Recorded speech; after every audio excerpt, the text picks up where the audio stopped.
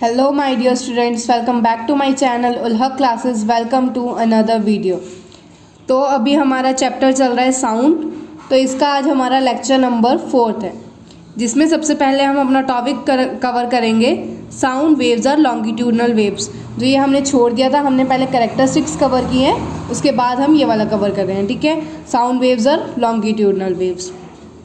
तो देखो, इन्होंने एक स्लिंग की मतलब कि क्या बोलते हैं, स्प्रिंग को इन्होंने स्ट्रेच किया, कंप्रेस किया. ठीक है, जब हम उसको कंप्रेस करते हैं, मतलब कि एक साइड से कंप्रेस करते हैं और एक साइड से खींचते हैं, तो उसमें कुछ रीजन में कंप्रेशन होता है, कुछ रीजन में rarefaction, then compression then rarefaction.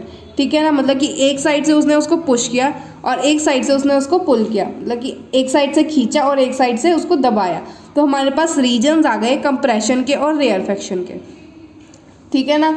तो देखो थ्योरी में इन्होंने क्या लिखा है. थ्योरी में लिखा हुआ है the region where the coil become closers are called compressions. ये हमें पता है. अगर किसी को नहीं पता कि कंप्रेशन और रेयरफेक्शन क्या होते हैं, तो हमारा लेक्चर जाके देखें. इससे प्रीवियस लेक्चर्स में हमने अच्छे से टॉपिक्स कवर किए हैं, कंप्रेशन क्या होता है और रेयरफेक्शन क्या होता है. ठीक है, तो the region where the coil become closer are called compression. जहाँ पे जो कॉइल है, जो स्प्रिंग है, क्लोज हो गया, मतलब कि जहाँ पर रीजन क्लोज हो गया, डेंस रीजन हो गया. ठीक है, उसको हम क्या बोलेंगे, compression. And the region where the coils are further apart, जहाँ पर दूर दूर है, कॉइल दूर है, आर कॉल्ड रेयरफेक्शन. ठीक है, जहाँ पास है कॉइल, मतलब कि जहाँ पर रीजन डेंस है, वो उसको हम क्या बोलेंगे, कंप्रेशन. जहाँ पे दूर दूर है तो उसको हम क्या बोलेंगे, रेयरफेक्शन. ठीक है ना. As we already know, sound propagates in the medium as series of compression and rarefaction. हमें ये पता है, हमने पहले पढ़ लिया कि किसी भी मीडियम में साउंड जब ट्रैवल करता है, वो कैसे ट्रैवल करता है, कंप्रेशन और रेयरफेक्शन की एक सीरीज सी बन जाती है. जैसे पहले compression rarefaction, then compression rarefaction, then compression और रेयरफेक्शन, ऐसी ये सीरीज बन जाती है. तो इस तरीके से हमारी साउंड क्या है, प्रोपगेट करती है किसी भी मीडियम में. ठीक है, तो इन्होंने लिखा है as we already know, sound propagates in the medium as a series of compression and rarefactions. ठीक है. Now we can compare the propagation of disturbance in a slinky with the sound propagation in the medium. अब इन्होंने क्या बोला है कि अब हम कंपेयर करते हैं propagation of disturbance in a slinky. slinky मतलब कि स्प्रिंग में डिस्टर्बेंस, प्रोपगेशन की डिस्टर्बेंस को किसके साथ कंपेयर करेंगे, साउंड प्रोपगेशन की मीडियम में. ठीक है ना. These waves are called longitudinal waves. Sound wave को हम क्या बोलते हैं, लॉन्गिट्यूडनल वेव होती है sound wave. In these waves, the individual particle of the medium move in a direction parallel to the direction of propagation of the disturbance. अब इस line का मतलब क्या है, देखो मैं समझाती हूँ, एक मिनट. तो इन्होंने यहाँ पे बोला है in these waves, in waves में the individual particle of the medium move in a direction parallel to the direction of propagation of the disturbance. जैसे कि ये हम मान लेते हैं ये है हमारी डायरेक्शन ऑफ प्रोपगेशन. ठीक है ना, ये डायरेक्शन है, तो इसके पैरेलल मूव करेगा. पैरेलल का मतलब क्या है, ये इसके पैरेलल ऐसे मूव करेगा, ये इधर जा रहा है तो ये भी ऐसे ही जाएगा. ठीक है ना. तो लिखा इन these waves the individual particle of the medium का इंडिविजुअल पार्टिकल किसके पैरेलल मूव करेगा, डायरेक्शन ऑफ प्रोपगेशन के पैरेलल मूव करेगा. ठीक है ना. जब कोई पार्टिकल डायरेक्शन ऑफ प्रोपगेशन के पैरेलल मूव करता है, उसको हम क्या बोल देते हैं, लॉन्गिट्यूडनल वेव्स. ठीक है ना. तो देखो क्या लिखा है इन्होंने, the particles do not move from one place to another. मतलब कि वो एक प्लेस से दूसरी जगह नहीं जा रहे, but they simply oscillate back and forth about their mean position of rest. ये हमने पहले भी कवर कर लिया कि पार्टिकल्स खुद मूव नहीं करते, बल्कि वो अपनी पोजीशन पे आगे पीछे आगे पीछे आगे पीछे ऐसे मूवमेंट करते हैं. जब कोई particle back and fourth movement करता है, मतलब कि बैक पीछे फिर आगे फिर पीछे फिर आगे फिर पीछे फिर आगे, ऐसे ऐसे करके मूवमेंट करता है, तो उसी वेव को हम क्या बोल देते हैं, लॉन्गिट्यूडनल वेव्स. ठीक है ना. तो the particle do not move from one place to another, but they simply oscillate करते हैं किस डायरेक्शन में, back and forth about their mean position of rest. जो उनकी रेस्ट पोजीशन है उसके about back and forth oscillate करते हैं. ठीक है ना. This is exactly how a sound wave propagates, hence sound wave और लॉन्गिट्यूडनल वेव्स. ऐसे ही साउंड वेव मतलब कि प्रोपगेट करती है, साउंड वेव ट्रैवल करती है। कैसे ट्रैवल करती है? वो ऑसिलेट करती है in a back and forth motion में, बैक और फोर्थ मोशन में मूव करती है। देखो अब ये पार्टिकल है, ये रेस्ट में है, ये फोर्थ गया, देन फिर यहाँ से फिर बैक आ गया, ठीक है, फिर आगे गया, फिर पीछे आ गया, फिर आगे गया, फिर पीछे आ गया। ऐसे साउंड वेव ऐसे ट्रैवल करती है, मतलब कि एक पार्टिकल आगे जाता है फिर पीछे आता है, ऐसे करके वो ट्रैवल करता है, ठीक है। जब ऐसे करके कोई भी वेव ट्रैवल करी है तो वो कौन सी वेव होगी? वो होगी लॉन्गिट्यूडनल वेव, ठीक है ना। तो साउंड वेव हमारी ऐसे ही ट्रैवल करती है और उसको हम क्या बोल देते हैं? लॉन्गिट्यूडनल वेव्स, ठीक है। आगे there is also another type of wave, दूसरी टाइप की भी वेव होती है जिसको हम बोलते हैं transverse wave, called a transverse wave. In a transverse wave, particles do not oscillate along the direction of wave propagation, but oscillate up and down about their mean position as the waves travels. अब transverse wave में क्या होता है? Longitudinal wave में तो ऐसे ऐसे वो ट्रैवल कर रहा था, ठीक है, मतलब कि उसके पैरेलल ट्रैवल कर रहा था, डायरेक्शन ऑफ प्रोपगेशन के parallel travel. But transverse wave में वो ऐसे ट्रैवल करता है। अगर ऐसे डायरेक्शन ऑफ प्रोपगेशन ऐसे है हमारी, ठीक है, तो वो ऐसे जा रहा है, ये परपेंडिकुलर हम बोलते हैं इसको, 90 डिग्री का एंगल बन रहा है दोनों में, ठीक है। तो इसको हम क्या, ट्रांसवर्स वेव क्या होती है? परपेंडिकुलर। और लॉन्गिट्यूडनल वेव क्या होती है? पैरेलल, ठीक है ना। तो ये पार्टिकल अब ये पार्टिकल तो बैक एंड फोर्थ मूव कर रहा था, ये particle up and down move करेगा, ऐसे जाएगा ऐसे जाएगा, ये पार्टिकल अप एंड फिर डाउन, अप और फिर डाउन, ठीक है। तो ये डायरेक्शन ऑफ प्रोपगेशन की क्या हो गई? परपेंडिकुलर हो गई, 90 डिग्री का एंगल बन रहे दोनों वेव में, तो इसको हम क्या बोल देंगे? दोनों वेव्स क्या हो गई? परपेंडिकुलर हो गई, ठीक है ना।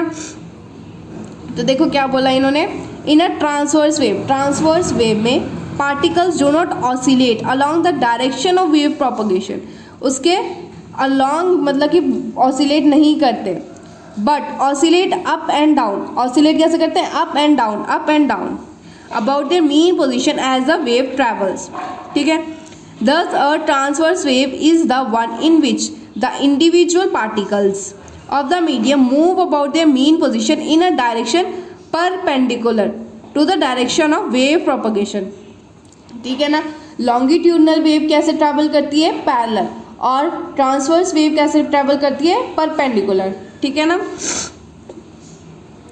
When we drop a pebble in the pond, जब हम, आपने भी बहुत बार किया होगा, जब आपने कोई भी पेबल मतलब कि कोई पत्थर लेकर पॉन्ड में फेंका होगा तो उसके ऊपर ना पानी की एक वेव्स सी बन जाती है। वो वेव्स कैसे बनती है? हम किसका एग्जांपल है? जब वो वेव्स बनती है वो भी ट्रांसफर वेव्स की मदद से बनती है, ठीक है ना।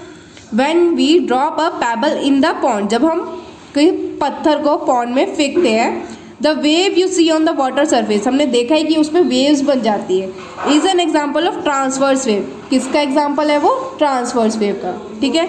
Light is a transverse wave, but for light the oscillation are not of the medium particles और देयर प्रेशर और डेंसिटी। लाइट भी क्या है? एक ट्रांसवर्स वेव है, बट लाइट के लिए ना उसके जो पार्टिकल्स हैं वो ऐसे मीडियम में मूव नहीं करते, मीडियम में ऑसिलेट नहीं करते। The oscillation are not of the medium particle, medium particle की ऑसिलेशन नहीं होती, ना ही उनकी प्रेशर और डेंसिटी की होती है, ठीक है। तो it is not a mechanical wave, जबकि लाइट भी एक क्या है? इस पैरे का मतलब है लाइट एक ट्रांसवर्स वेव है, बट वो क्या करती है? उसके जो पार्टिकल्स हैं, मीडियम के पार्टिकल्स, वो ऑसिलेट नहीं करते।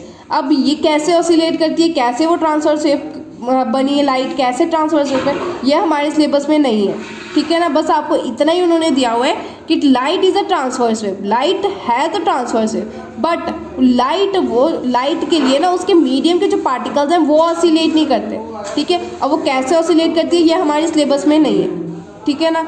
तो यहाँ पर हमारा फर्स्ट टॉपिक कवर होता है कि sounds are longitudinal waves. Sound longitudinal waves होती हैं क्योंकि जो उसके पार्टिकल्स हैं वो कैसे मोशन करते हैं टू बैक एंड फोर्थ, ठीक है, ऐसे मोशन करते हैं, तो sound waves are longitudinal waves.